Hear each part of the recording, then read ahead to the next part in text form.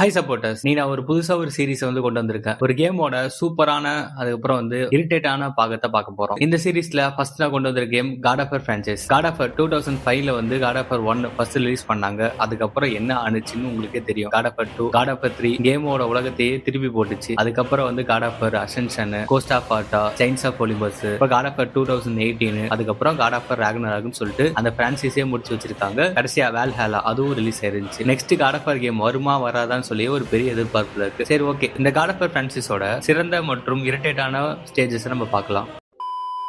First God of War 1 2005ல PS2ல இருந்து release பண்ணாங்க. இந்த காட் ஆஃப் வார் 1 வந்து எல்லாருக்குமே ஒரு புது எக்ஸ்பீரியன்ஸை கொடுத்துச்சு. இதுல வர ஸ்டோரிஸ் எப்படி ஹிட் ஆகுதோ அதை போட்டு காட் ஆஃப் வார் 2, 3 வந்து பிரான்சைஸை டெவலப் பண்ணலாம்னு பார்த்தாங்க. அதே மாதிரி காட் ஆஃப் வார் 1க்கு வந்து ஏகப்பட்ட வரவேற்பு கிடைச்சிச்சு. இந்த காட் ஆஃப் வார் 1ல ஸ்டார்டிங்லேயே வந்து நமக்கு ஒரு டென்ஷன் பில்ட் பண்ணிருப்பாங்க. அந்த 3 டிராகன்ஸ் கூட ஃபைட் காமிச்சிருப்பாங்க. உண்மையாலுமே அந்த ஃபைட்ல சூப்பரா இருக்கும். அது நீங்க வந்து அந்த மின்னல் பவர் எடுத்துக்கிட்டு அந்த கடைசியா அந்த அம்மா டிராகனை கொல்ல போறப்ப உண்மையாலுமே பயங்கரமா இருக்கும். சோ அந்த மாதிரி ஏகப்பட்ட ஒரு விஷயத்த ஸ்டார்டிங்லேயே நமக்கு ஒரு இன்ட்ரெஸ்ட் கொடுத்துட்டு போக அந்த ஸ்டோரி டெவலப் பண்றப்ப காட் ஆஃப் வார் 1 வந்து டாப் நாட்ச்ல போகும். காட் ஆஃப் வார் 1ஓட பெஸ்ட் பார்ட்னு என்ன சொல்லுவாங்கன்னா அந்த பாண்டோரா டெம்பிள் தான். காட் ஆஃப் வார் கேம்லயே முக்காவாசி ஸ்டேஜ் நம்ம அதுல தான் இருப்போம். ஏன்னா அந்த அளவுக்கு பெரிய கோயிலா வந்து அவங்க டிசைன் பண்ணிருப்பாங்க. குரோனஸ்ங்கிற ஒரு டைட்டன் மேல முதுகுல வந்து இந்த பாண்டோரா டெம்பிள் வந்து கட்டியிருப்பாங்க. அந்த பாண்டோரா டெம்பிள் வந்து 3 ஸ்டேஜஸா வந்து பிரிச்சிருப்பாங்க. 3 சேலஞ்சஸா. Challenge of Atlas, challenge of Poseidon, challenge of Hades. இதுல 3ல ரொம்ப டஃபா இருக்கிறது சேலஞ்ச் ஆஃப் ஹேடஸ் தான். உண்மையாலுமே அந்த 3 ஸ்டேஜஸும் சூப்பரா டிசைன் பண்ணிருப்பாங்க. 3 ஸ்டேஜஸும் முடிச்சுட்டு அந்த பாண்டோரா பாக்ஸ் எடுத்து ஓபன் பண்றப்ப எங்க இருந்து வந்தானே தெரியாது. குறுக்கு இந்த கௌசிக் மாதிரி நம்ம ஏரஸ் வந்து கம்பு எடுத்து விட்டு சொல்லி விட்டுருவாரு. இந்த பாண்டோரா டெம்பிள்ல இருக்கிற கேம் பிளேஸ் வந்து சூப்பராவே பண்ணிருப்பாங்க. இதை நீங்க முடிச்சாலே முக்காவாசி காட் ஆஃப் வார் 1 கேம் வந்து முடிஞ்ச மாதிரி. ரொம்பவே இரிட்டேட்டான ஒரு பகுதினா அந்த ஏரிஸ் தூக்கி போட்ட கட்டையில நம்ம மட்டையாயிருவோம். அதுக்கப்புறம் நம்ம நரக ஸ்டேஜ் போவோம். அது வந்து ஹேடஸோட ஸ்பைக்டு காலம்னு சொல்லுவாங்க. அந்த இடம் தாங்க இருக்கலே ரொம்ப ரொம்ப இரிட்டேட்டா இருக்கும். கேமராங்களும் கேவலமா இருக்கும். ஏகப்பட்ட சேலஞ்சஸ்ல வரும். அதுதான் ரொம்பவே இரிட்டேட்டான ஒரு ஸ்டேஜ். நல்லா வேகமா போயிட்டு இருக்கிற ஒரு கேம்ல டக்குன்னு ஒரு பசில்ஸை மட்டும் போட்டு நம்மள வந்து ஸ்டாப் பண்ண மாதிரி இருக்கும். முள்ளு முள்ளா சுத்தி அதுல நீங்க நடந்து போறதா இருக்கும். அப்புறம் கடைசியா ஒன்னு வைப்பானு பாரு, முள்ளு முள்ளா சுத்தி அது மேலே ஏறுது. அதை நான் முடிக்கிறதுக்கு நான் எவ்வளவு கஷ்டப்பட்டனே தெரியாது. அது 1 இல்ல 2 3 வச்சிருப்பானுன்னு நினைக்கிறேன். 3 நீ தாலி போறப்ப கடைசியா அந்த ஃபைனல்ல போய் நீங்க லைட்டா இடிச்சாலும் நீங்க வந்து ஃபர்ஸ்ட்டுக்கு வந்து விழுந்துருவீங்க. சேவ் டேட்டாவும் நம்மளால பண்ண முடியாது. அந்த 3 இது ஏறினாதான் நம்ம சேவும் பண்ண முடியும். அந்த மாதிரி கஷ்டமான ஒரு இரிட்டேட்டான ஒரு ஸ்டேஜ்னா இந்த நரகம் ஸ்டேஜ். இந்த ஸ்டேஜ் முடிச்சதுக்கு அப்புறம் கேம் வந்து ஒரு பீக்ல போயிட்டு கடைசியா அந்த ஃபைனல் வில்லனை அடிச்சு தம்சப் பண்ணிட்டு அந்த இருக்கையில போய் உட்கார்றப்ப ஆலா சரியான கேம்டா அப்படிங்கிற ஒரு ஃபீல் கொடுக்கும். நெக்ஸ்ட் காட் ஆஃப் வார் 2 2007ல வந்து ரிலீஸ் பண்ணாங்க. இந்த காட் ஆஃப் வார் கேம் வந்து காட் ஆஃப் வார் 1ஐயே பீட் பண்ற அளவுக்கு 2 வந்து சூப்பராகவே பண்ணிருப்பாங்க. அதை விடவே இதுல காம்பாக்ட் சிஸ்டம், வெப்பன்ஸ் எல்லாமே இன்க்ரீஸ் பண்ணி கொடுத்திருப்பாங்க. இதுல நீங்க வந்து சிறந்த பெஸ்ட் பார்ட்னு பார்த்தா ஃபர்ஸ்ட் இனிஷியல்ல ஒரு பாஸ் ஃபைட் வரும் பாருங்க. கொலசஸ் ஸ்டாச்சு வந்து உயிர் பெற்று வந்து அது கூட வந்து ஒரு பாஸ் ஃபைட் வரும் பாருங்க. உண்மையாலுமே சூப்பரா பண்ணிருப்பாங்க. அது வந்து 3 ஸ்டேஜஸா டெவலப் பண்ணிருப்பாங்க. ஸ்டார்டிங்ல வந்து கண்ணு ஓட்ட போடுற மாதிரியும், செகண்ட் ஹாஃப்ல வந்து அந்த கண்ணத்தை கீறி விட்டு அந்த கையை உடைக்கிற மாதிரியும், மூணாவது வந்து அது உடம்புக்குள்ள பூந்து அதை டோட்டலா டேமேஜ் பண்ற மாதிரி காமிச்சிருப்பாங்க. சூப்பரா ஸ்டேஜ் பண்ணிருப்பாங்க. இந்த பாஸ் ஃபைட் தான் சூப்பரா இருக்குன்னு பாத்தீங்கன்னா கடைசியா ஒரு பாஸ் ஃபைட் பண்ணிருப்பாங்க பாருங்க. சிஸ்டர்ஸ் ஆஃப் ஃபேட் தக்காளி தாறுமாறா இருக்கும். அந்த ஃபைட்டும் 3 டைப்ல பிரிச்சிருப்பாங்க. ஃபர்ஸ்ட் லாகசிஸ் அக்கா கூட சண்டை வரும். அந்த ஃபைட் வந்து பிரசன்ட் நடக்கிற மாதிரி காமிச்சிருப்பாங்க. அந்த அக்காவை அடிச்சு துவம்சம் பண்ணதுக்கு அப்புறம் ரெண்டாவதா இன்னொரு அக்கா வருவாங்க. அந்த அக்காவோட ஸ்டேஜ் வந்து காட் ஆஃப் வார் 1 பாஸ்ட்டுக்கு போன மாதிரி காமிச்சிருப்பாங்க. அது பாஸ் நடக்கும். காட் ஆஃப் வார் 1ல ஒரு கத்தி எடுத்து ஏரிஸ் நெஞ்சில சொருவார்ல, அந்த கத்தியை வந்து அவங்க உடைக்க ட்ரை பண்ணுவாங்க. அந்த கத்தியை உடைச்சாங்கன்னா இந்த காட் ஆஃப் வார் 1ல அவர் அந்த ஏரிஸ்ட செத்துருவாரு. சோ இங்க இருக்கிற பிரசன்ட் காட் ஆஃப் வாரும் செத்துருவாரு. பிரசன்ட் கிரேட்டோஸும் செத்துருவாரு. அதனால அதை உடைக்க ட்ரை பண்றவங்க அந்த அக்கா அடிச்சு தம்சம் பண்ணதுக்கு அப்புறம் 2 அக்காவும் சேர்ந்து நம்மள வந்து புரட்டி போடுவாங்க. அந்த 2 அக்காவும் அடிச்சு அந்த ஓ பட்டன் கேட்கிறவ அந்த 2 அக்காவையும் கண்ணாடிக்குள்ளே சொருவி அந்த கண்ணாடியை உடைச்சு எடுத்துருவாரு நம்ம கிரேட்டோஸ். அதுக்கப்புறம் 3வது அக்கா, இதுதான் பெரிய அக்கா. இந்த அக்கா கூட வந்து நம்ம டைரக்டா சண்டை போட முடியாது. அவங்களால அசைக்க முடியாது. ஒரு பெரிய டிராப்ல வந்து மாட்டிருப்பாங்க. ஏகப்பட்ட கை இருக்கும் அந்த அக்காவுக்கு. அந்த அக்காவை பாக்குறதுக்கு கொஞ்சம் ஒரு மாதிரி 18+ தான் இருக்கும். சங்கடமா இருக்கும் பாக்குறதுக்கு. அந்த அக்கா வந்து ஏகப்பட்ட மிஷின்ஸ் யூஸ் பண்ணி பசில்ஸ் மாதிரி வச்சு அந்த அக்காவுக்கு ஒண்ணு. அந்த அக்கா தான் எதை ப்ரொடக்ட் பண்றாங்கன்னா அவரோட பாஸ்ட் வந்து மாத்துறதுக்கு ஒரு நூல் மாதிரி இருக்கும். அந்த நூலை ப்ரொடக்ட் பண்ணுவாங்க. அது அந்த அக்காவை அடிச்சு அந்த அக்கா தலை மேலேயே இறக்கிட்டு அடுத்து நம்ம கிரேட்டோஸ் வந்து ஜியோஸ போயிட்டு கொள்ளுவாரு. சோ சூப்பரா ஸ்டேஜ் பண்ணிருப்பாங்க இந்த பாஸ் ஃபைட். இந்த கேம்லயே வந்து இந்த ஸ்டேஜஸ்ல சூப்பரா இருக்கும். இந்த காட் ஆஃப் வார் 2ல வர்ஸ்ட் பார்ட்னா நான் என்ன சொல்லுவேன்னா சிஸ்டர் ஆஃப் ஃபேட் டெம்பிளுக்கு போறதுக்கு போறதுக்கு முன்னாடி ஒரு பெரிய ஸ்டேஜ் இருக்கும். அந்த ஸ்டேஜ் உண்மையாலுமே அந்த பசில்ஸ்லாம் நல்லா இருக்கும். அந்த டெம்பிள்ல வந்து ஒரு புக் மாதிரி வச்சிருப்பாங்க. அந்த புக்க ப்ரொடெக்ட் பண்ற ஒரு 4, 5 பேர் இருப்பானுங்க பாருங்க. அவனுங்க ஸ்டேஜ் உண்மையாலுமே இரிட்டேட் ஆகும். நல்லா விறுவிறுப்பா போயிட்டு இருக்கிற டைம்ல அவனுங்கள வந்து கூட்டு வந்து அவனுங்களுக்கு ஏகப்பட்ட எனிமீஸ்லாம் வருவானுங்க. அவனுங்கள அடிச்சு அவங்கள பாதுகாத்து கூட்டு வந்து அவனுக்கு படிக்க வைக்கிறதுக்குள்ள நமக்கு ஒரு மாதிரி இரிட்டேட் ஆயிரும். அதுல அந்த ஸ்லோ மோஷன் பவர் போட்டு அவனை பிடிக்கிறதுக்குள்ள அவனை எகிரி கீழே வந்து நம்மள டென்ஷன் பண்ணிட்டு இருப்பான். அந்த ஸ்டேஜ் தான் நான் வந்து ஒரு வொர்ஸ்ட் பார்ட்டா பாக்குறேன். அதுல ஏகப்பட்ட இது இருந்தாலும், அந்த ஏகப்பட்ட பசில்ஸ் கிளிப் ஹேங்கர் இருந்தாலும் அந்த ஸ்டேஜ் வந்து நான் ரொம்பவே வந்து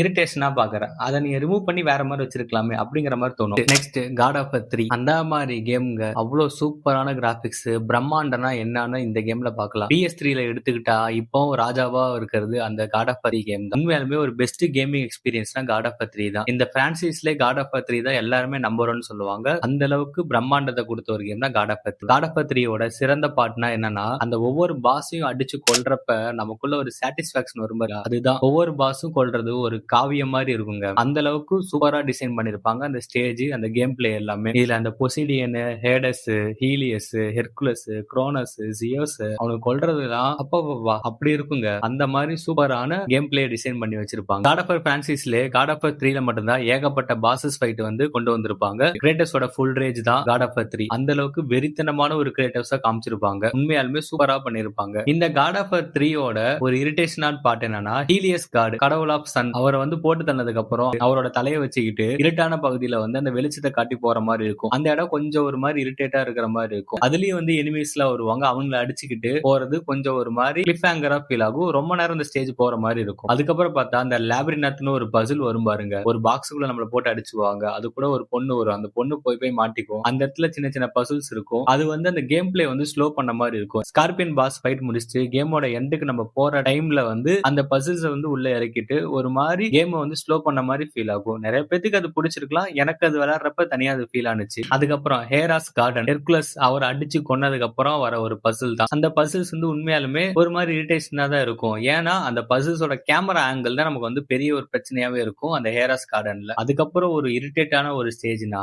இடையில ஒரு பசில் வச்சிருப்பானுங்க பாருங்க. அந்த பட்டன் அழுத்தி விளையாடுற மாதிரி சரியான கடுப்பாவும். அது வந்து கேம் பிளேவே மொத்தமா வந்து ஸ்டாப் பண்ண மாதிரி நிறைய பேர் வந்து அந்த இதுல இரிட்டேட் ஆயிட்டு கட் பண்ணிட்டு போயிருப்பாங்க. அந்த ஒரு ஸ்டேஜை மட்டும் தூக்கி இருந்தாங்கன்னா இன்னமும் கேம் பிளே வந்து ஃபாஸ்டா காட் ஆஃப் வார் 3ல இன்னொரு ஒரு பெஸ்டான கேம் இருக்கு. அது போட்டா யூடியூப் பறக்க விட்டுருவான். Next God of War Chains of Olympus. இந்த செயின்ஸ் ஆஃப் ஒலிம்பஸ் வந்து PSPல ரிலீஸ் பண்ண ஃபர்ஸ்ட் கேம் தான். இதுல வந்து உண்மையாலுமே PSPக்கு அடாப்ட் பண்ற மாதிரி கிராபிக்ஸ் வந்து நல்லாவே கொடுத்திருப்பாங்க. இதுல வந்து ஒரு பெஸ்ட் பார்ட்னா கல்லியோபியா, கிரேட்டஸோட பொண்ணு. அந்த பொண்ணை வந்து பிரிஞ்சு இவர் வந்து போருக்கு போற மாதிரி ஒரு சீக்வன்ஸ் பண்ணிருப்பாங்க. ரொம்ப எமோஷனலா இருக்கும். அந்த பொண்ணு வந்து கட்டி பிடிச்சி அப்பான்னு அரவணைக்கும். நம்ம வந்து அந்த பொண்ணை தள்ளி விட்டு போற மாதிரி இந்த ஓ பட்டன் அழுத்துற மாதிரி டிசைன் பண்ணிருப்பாங்க. அது உண்மையாலுமே பாக்குறப்ப ரொம்ப எமோஷனல் டச்சா இருக்கும். அந்த பொண்ணு வந்து அப்பா பாசக்காக இயங்கும். இவர் வந்து போருக்காக போவாரு. ஒரு பயங்கரமான சீன். உண்மையாலுமே அந்த பார்ட் வந்து எமோஷனலாவும் நல்லாவும் இருக்கும். இந்த செயின்ஸ் ஆஃப் ஒலிம்பஸ்ல இரிட்டேட்டான இருக்கிறதுனா அந்த பசில் சிஸ்டம் தான். திரும்ப திரும்ப ஒரே பசில் சிஸ்டமே வந்துட்டு இருக்கும். ஒரே ஸ்டேஜுக்கே நம்ம திரும்ப திரும்ப வர மாதிரி இருக்கும். சேம் வில்லன்ஸ் அகைன் அகைன் வருவாங்க. இருக்கிற காட் ஆஃப் வார் பிரான்சைஸ்லயே இதுதான் வந்து ரொம்ப கம்மியான டியூரேஷன் கொண்ட கேம். அரௌண்ட் ஒரு 4 hours தான் இந்த கேம் வந்து வரும். பெரிய பெரிய கல்லு நம்ம தள்ளிட்டு போற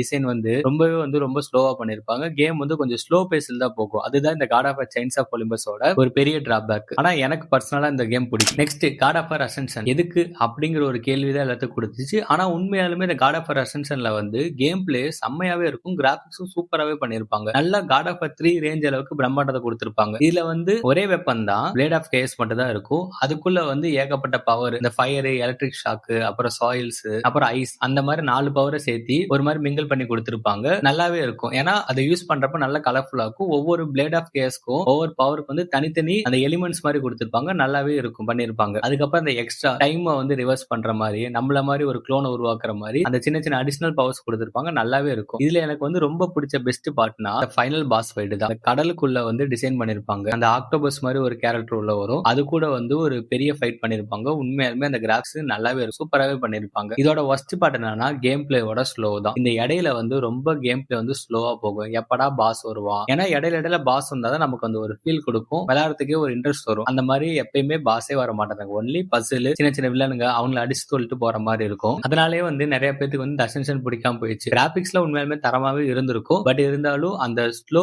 ஸ்கிரீன் பிளேனால நிறைய பேருக்கு இந்த கேம் வந்து பிடிக்காம போயிடுச்சு. ஆனா எனக்கு பர்சனலா இந்த கேம் பிடிக்குங்க. PS3ல வந்து நாங்க விளையாண்டுருக்கோங்க. அந்த கேம் சென்டருக்கு போயிட்டு நான் காசு அந்த கேம் ஃபுல்லா முடிச்சிருக்கேன். எனக்கு வந்து ரொம்பவே பிடிக்கும் இந்த கேம்.